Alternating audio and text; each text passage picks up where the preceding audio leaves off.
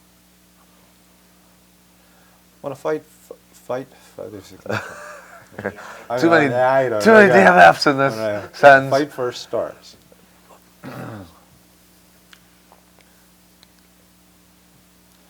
When a fight first starts and you're up against a known striker and kicker, what are your opening tactics to open his, to get an opening on that particular fighter? Turn the damn camera toward me. Did you say tactics? Tactics. Okay, sounded like you said tactics. You want to do it again? If you don't mind. No problem. When a fight first starts against a known striker or puncher, what are your opening tactics against that fighter so that you can close in?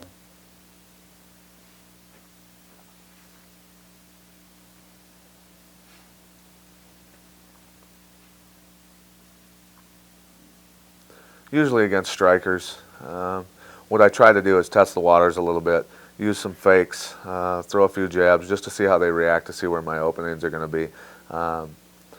Depending on the striker, you can watch somebody on tape and they look as if they're the best striker in the world, but it always depends on the picture that's in front of them, which will dictate how well they can strike. I've seen guys on tape that look great against certain people, and against other guys who know how to strike and know how to move and get angles and things like that, completely negate their striking and end up turning them into somebody who's not quite as good a striker as you might think. So it always is important, I think, to test the waters, use some fakes, see if you can get angles on them, just to see how sharp their game is standing up. If you find out in that process that they're very crisp, very sharp stand-up fighter, then you need to work on, obviously, getting inside and putting him on his back to take as little risk as possible. And that matches the philosophy that we've heard from a lot of our instructors, that if you're in a fight with a striker, you grapple. If you're in a fight with a grappler, go to striking. If he uses a hard style, you use soft. If he uses a soft style, you use a hard style. Could you elaborate a little bit more about how you're actually mentally forming a game plan as you're testing the waters here? Could you elaborate a little bit more about how you're doing that during the course of a fight, let's say going from the transition from stand up to on the ground?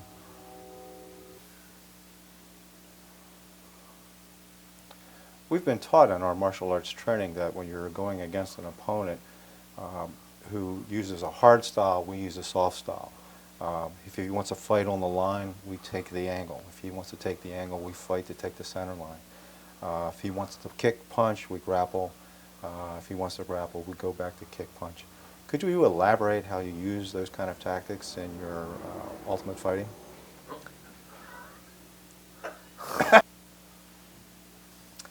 We've been taught in our martial arts training that if we're going against an opponent who's a kick puncher, we grapple. If we're going against a grappler, we use kick-punch combinations. If he wants to use circular techniques, we take the center line. If he takes the center line, we use circular techniques. Could you amplify a little bit about how you use that kind of strategy in your fighting techniques? Is that all the road noise?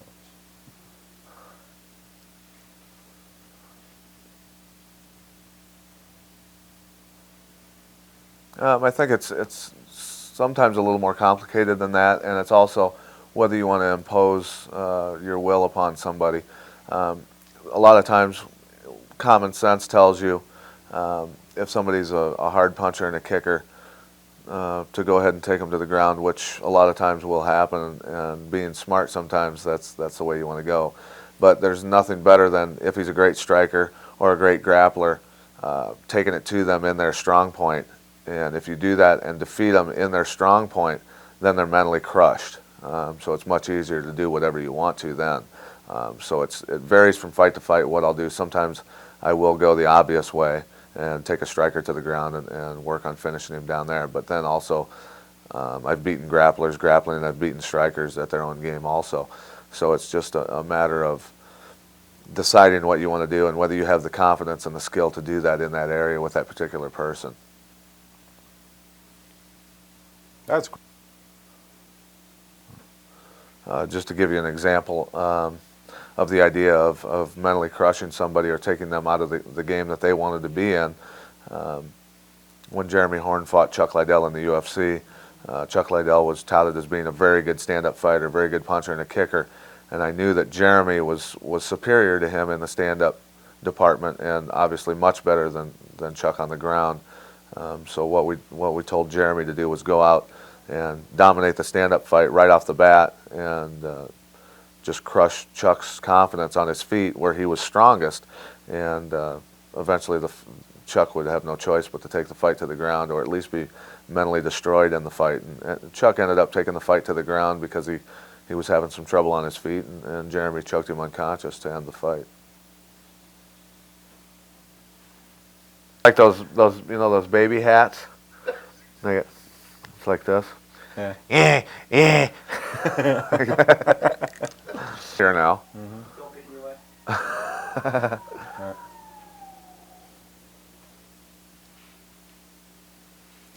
You had mentioned that when you analyze a fighter, you evaluate their strengths and their weaknesses. How would you like your opponents to think about you when they try to analyze your skill sets?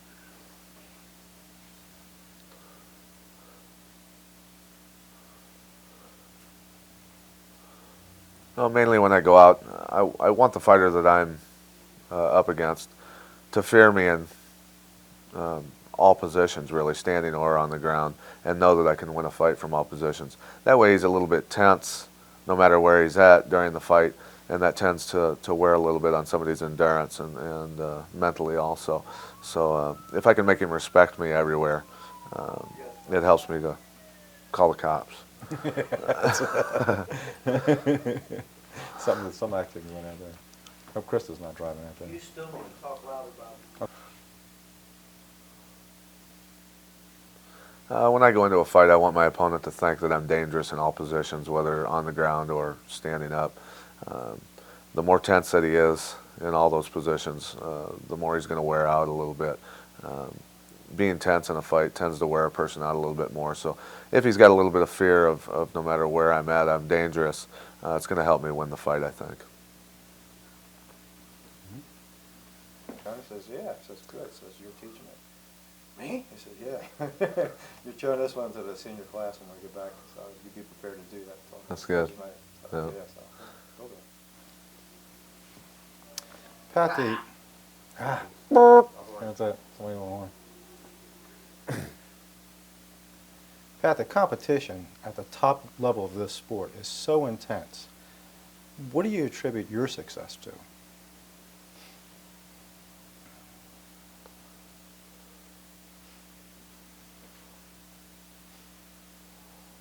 Well, with the competition being so tough and everybody being so closely packed together as far as competition-wise and level, I think it's very important to be well-rounded, and I recognized that luckily early on, simply because I didn't feel that I was a world-class athlete.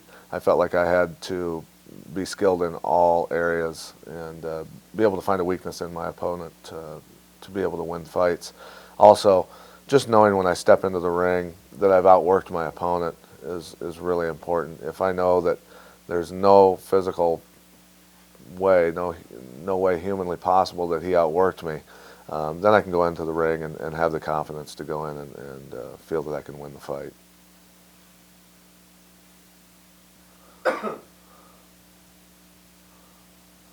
And speaking of training, how many times do you drill a particular technique before it becomes ingrained and automatic?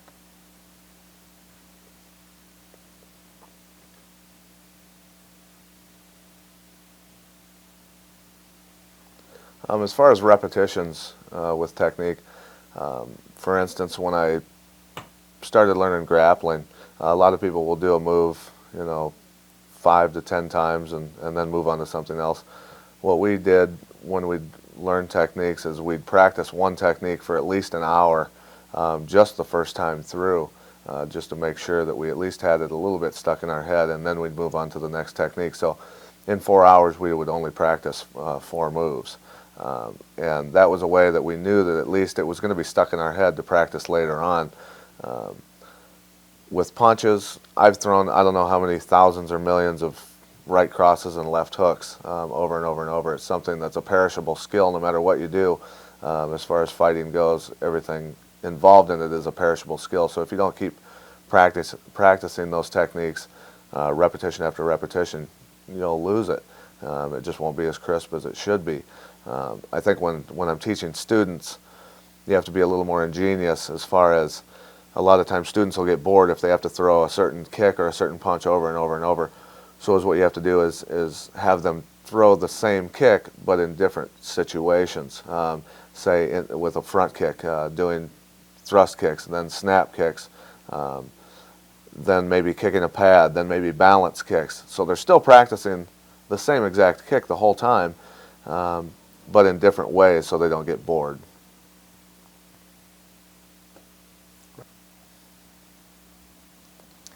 Obviously in this sport you have to deal a lot of times with injury and pain, and obviously that's something you don't want to tip off to your opponent. How do you deal with that?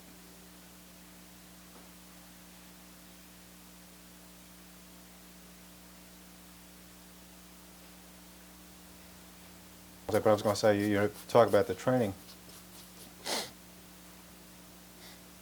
One comment you made I found really interesting. You're talking about pain and injury during training, and you're saying your training partner will come after you after you've been hurt. I find that to be kind of unusual.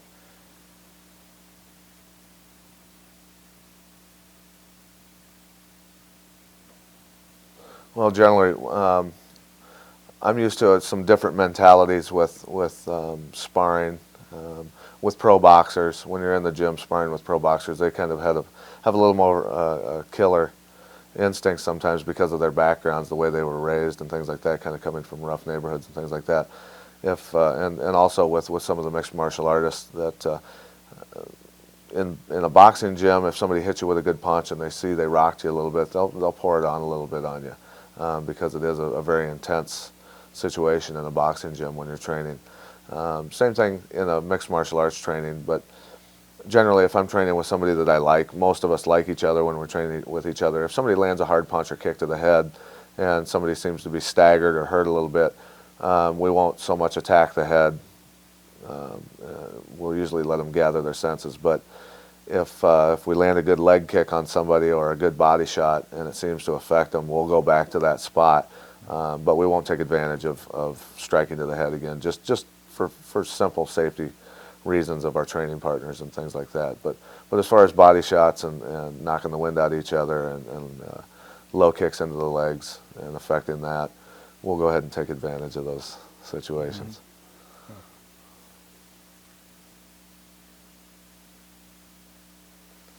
As far as being able to deal with pain and injuries and things like that, I usually get hurt more training than I do in actual fights. With screwing it up now. Yeah, it's such a the good first one I've had to stop. Yeah. I forgot even what I said, to be honest with you. Usually I get hurt more training than I do in actual fights, but it's good to practice while you're training. If you get injured, as far as somebody landing a good kick or a punch and rocking you a little bit, either knocking the wind out of you or rocking you a little bit with a shot to the head, not to let them know that it hurt, just to keep them from taking advantage of it, and to practice that all the time when you're training, so that in a fight, if I get hurt a little bit from a kick or a punch, not to let them know, my opponent know that I've been injured. It helps them a great deal mentally if they know they've injured me at all. And as far as with endurance, if I'm fatigued and just feel like I'm going to drop over from exhaustion, if at any time I let them know that that's the case, they're going to be on top of me in a heartbeat. So it's important to be able to hide that also. Never let your opponent know when you're tired, and it's very true. And I once, with my strength and conditioning coach, who was an Olympic strength and conditioning coach, he told me that when I had a shoulder injury, a rotator cuff injury, and I was worried about the fight, he told me, well, if you're going to decide to fight, basically you're just going to have to put it out of your mind, deal with it, and just get in there and go for it, and deal with the pain afterward. And so that's kind of the mentality that you really have to have. That was good. Is that right?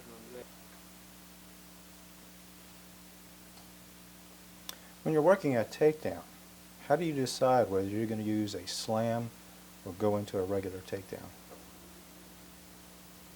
You gotta talk louder. Oh yeah, again, I'm talking to him and not to the mic. You're right. You didn't register at all. Hmm. When you're doing a takedown, how do you decide if you're going to do a slam or go into a regular takedown?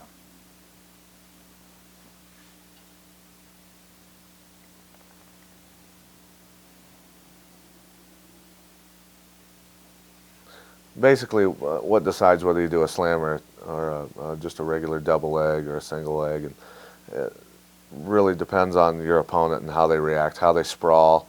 A lot of times you'll see mixed martial artists will tend to, when you shoot in on them, go for a guillotine. Just by simply having their arm over your head helps you to elevate them and lift them and dump them on their head or body slam them. Somebody who's a really skilled, top-notch fighter generally won't do that right off the bat. It's always important to defend the takedown first, then go for your counters and your offense afterward. And the guys that do that, obviously it's going to be awfully tough to pick them up and slam them, guys that are skilled at sprawling and defending. And so it's just going to depend on how my opponent reacts to my shot in on his legs. That was a great answer. That was. Yeah.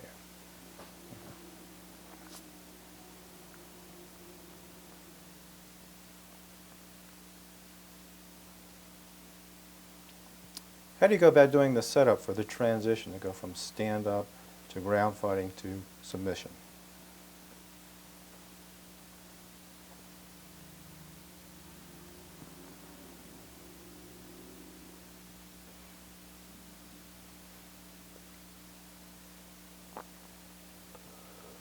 Basically, when transitioning from different positions in the fight, from stand-up to ground, usually I want to make sure that I can at least establish his respect for me on our feet.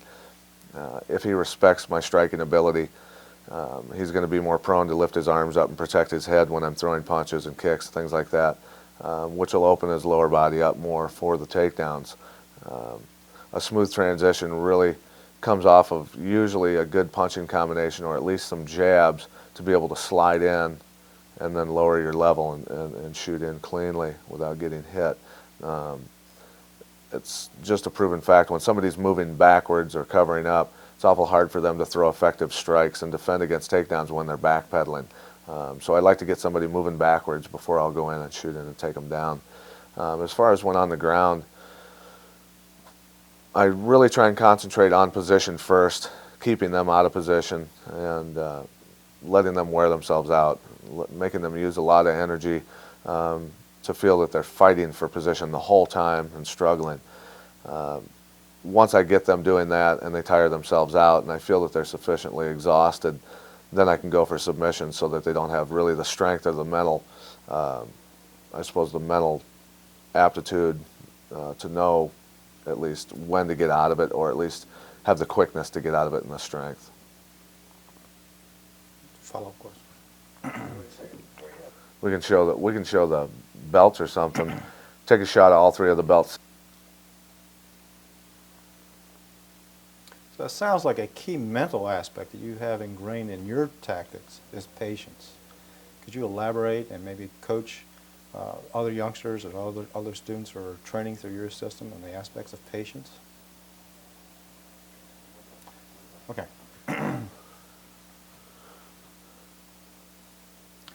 So it sounds like a key aspect, a key mental precondition you have as you go through these transitions is this attitude of patience. Could you maybe speak to the audience and some of the aspiring students about what you mean, what we would mean by patience?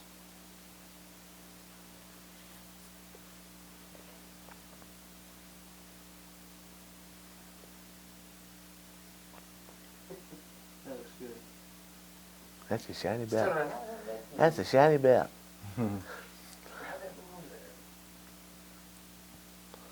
I think with being patient, it's acquired kind of over time, I suppose. Patience in the gym, having the patience to go over techniques over and over and over. the patients to be able to sit in the gym for hour after hour and perfect your skills, and then the patients to work your way through the fighting world, slowly getting tougher and tougher and tougher and level, and going against tougher opponents until you reach the top.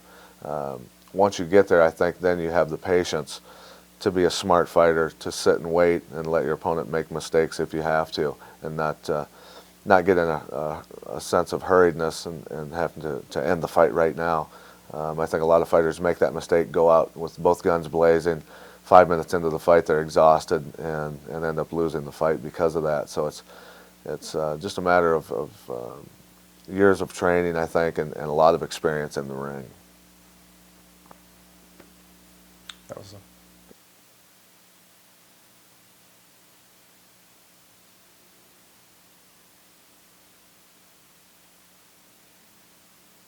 Welcome to Dojo TV. We are very pleased to have in the studio Mr. Pat Miletich. He is a 5-time lightweight Ultimate Fighting champion. Okay.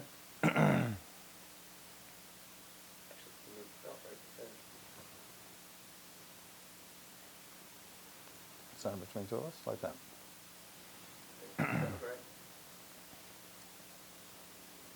Looks good.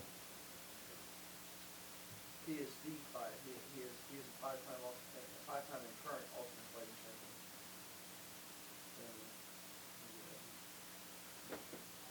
Hello. Hey.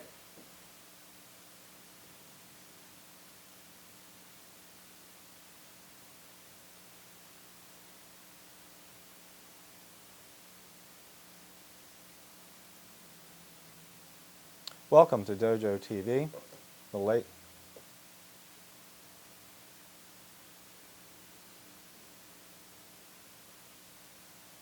Welcome to Dojo TV. We are very pleased to have in the studio with us Mr. Pat Miletich. Pat is the 5-time and current World Ultimate Fighting Championship. He is a 3rd degree in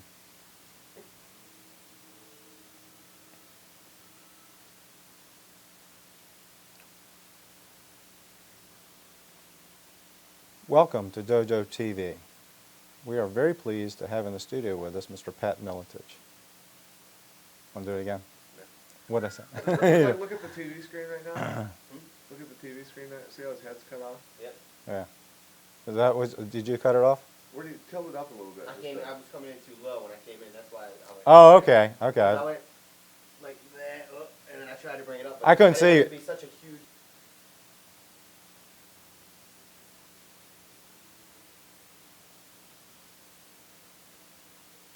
Welcome to Dojo TV. We are very pleased to have in the studio with us Mr. Pat Miletich. Mr. Miletich is the current and also 5-time World Ultimate Fighting Champion. He is a 3rd degree black belt in Shorei-Ryu. He is also a 3rd degree black belt in U.S. Jiu-Jitsu. He holds a brown belt in Brazilian Jiu-Jitsu, and he has over 20 years of experience in wrestling and Sambo, Russian Sambo. He is also a former Muay Thai. Stop.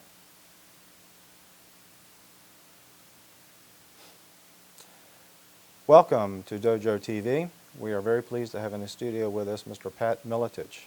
Mr. Miletich is the current and 5-time Ultimate Fighting Champion.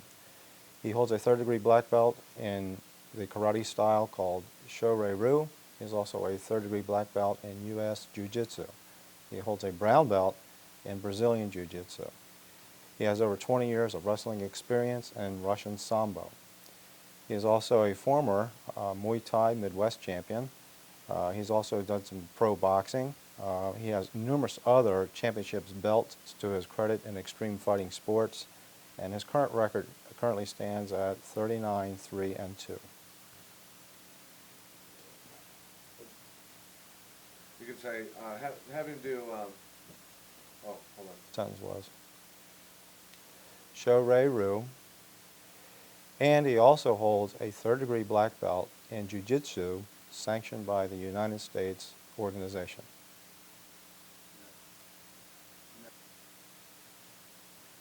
Shorei-Ryu, and he holds a third-degree black belt in Jiu-Jitsu sanctioned by the United States Jiu-Jitsu Organization.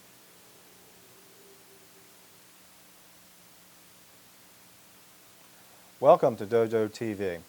We are pleased to have in the studio with us Mr. Pat Miletich. Pat is a five-time, well, come on, I'm botching it all up. Man, I'm getting dry. Where is the board, man? You need to be standing behind the camera with the board. So you can look at the board and just read. Do you want me to do this? Welcome to Dojo TV. We are pleased to have in the dojo with us today Mr. Pat Miletich. Sorry. You're rocking back. Oh, okay. You gotta stop there. Okay. Like I said, and have us in the dojo. Huh? Did you notice that? Have in the dojo. Welcome to Oh, Dojo okay. TV. You know, like Pizza Hut, they call it the hut. Yeah. It's not really a hut. Welcome to Dojo TV. We are pleased to have in the studio with us today Mr. Pat Miletich. He is the current and five-time Ultimate Fighting Champion. He is also a third-degree black belt in a karate style called Shorei-Do. He is Shorei-Ryu. Get the board and a marker.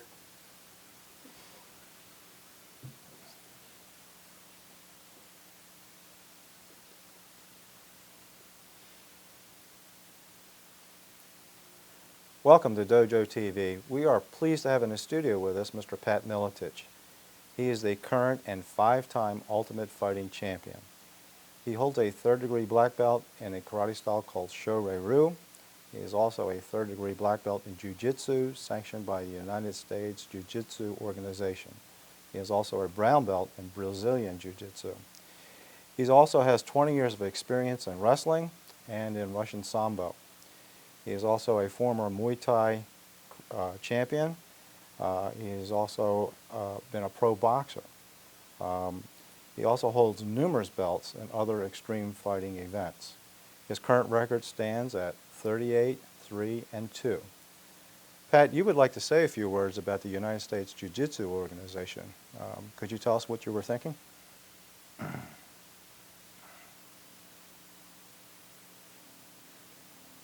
Welcome to Dojo TV. We are very pleased to have in the studio with us today Mr. Pat Miletich. He is the five-time and current World Ultimate Fighting Champion. He's a third-degree black belt in Shorei-Ryu. He holds a third-degree black belt in Jiu-Jitsu, sanctioned by the U.S. Jiu-Jitsu Organization. He holds a brown belt in Brazilian Jiu-Jitsu. He has over 20 years of experience in wrestling and Russian Sambo. He's a former Muay Thai champion. He has experience in pro boxing. His current record stands at 38, 3, and 2. The amazing thing about Mr. Miletich is that he is also a very, very nice guy.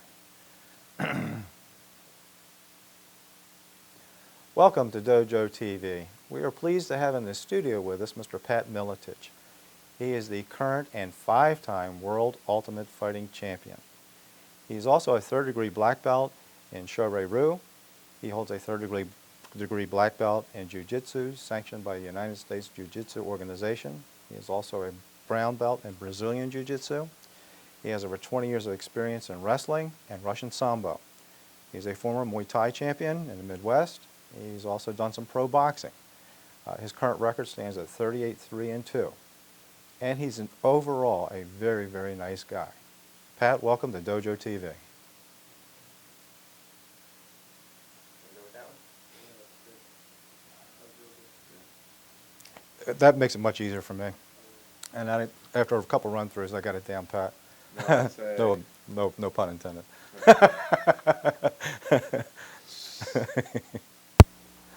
Testing. 1, 2, 3. Just good. Thank you for having me, Mr. Light.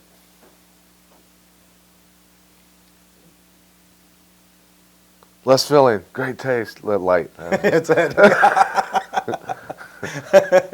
Actually, that's okay. That would be fun. Actually, but nobody knows my name on this. So, I mean, if you want to call me Bob. Thanks for having me, Bob.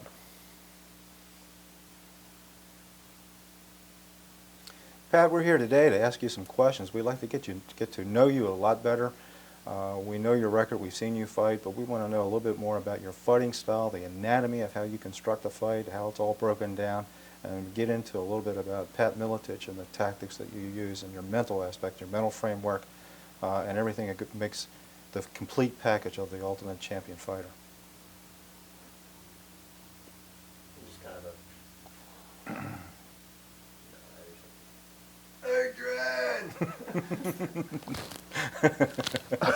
That's when you gotta flip that. well, Bob.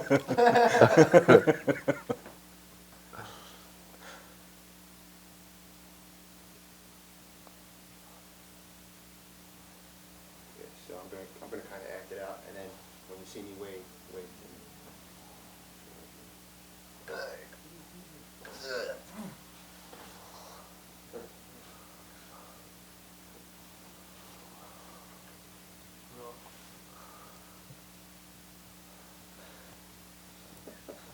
the same thing. I'm gonna come in on you. So.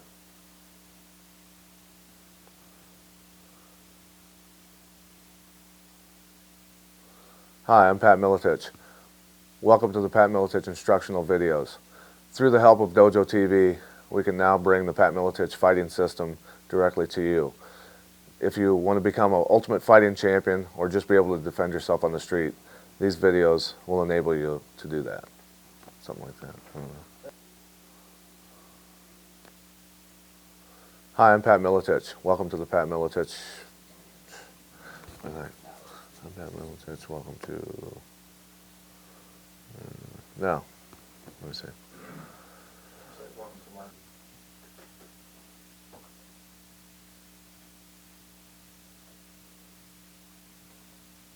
Hi. Hi there. Hi there. Hi there.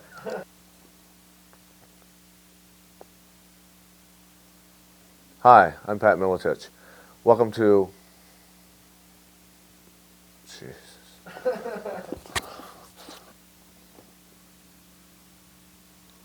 Hi, I'm Pat Miletich. Welcome to my instructional video series.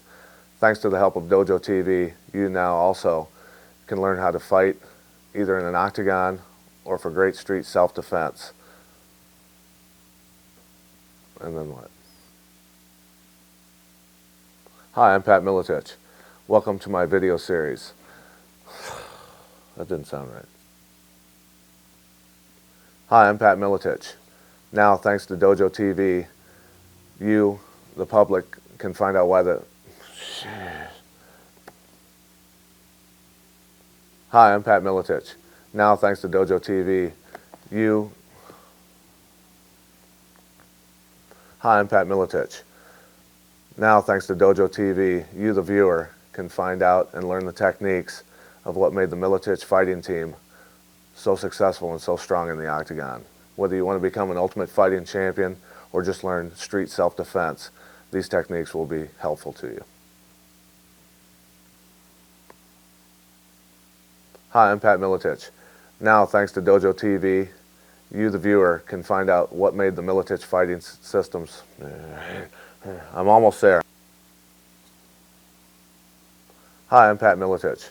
Now, thanks to Dojo TV, you, the viewer, can see firsthand.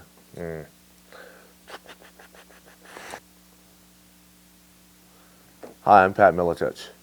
Thanks to Dojo TV, you, the viewer, can learn the techniques that make the Miletich fighting system team so strong in the octagon and the world. Whether you want to become a world champion in ultimate fighting or just defend yourself on the street, these techniques will help you be successful. That was great. Stop it for a second. I'd like to personally thank you for taking the time to view my tapes and to let you know that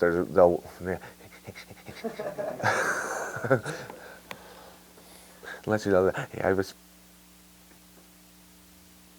I'd like to personally thank you for taking the time to view my tapes and to let you know that there's many tapes to come in the future because you've just started to scratch the surface of the Miletich fighting system.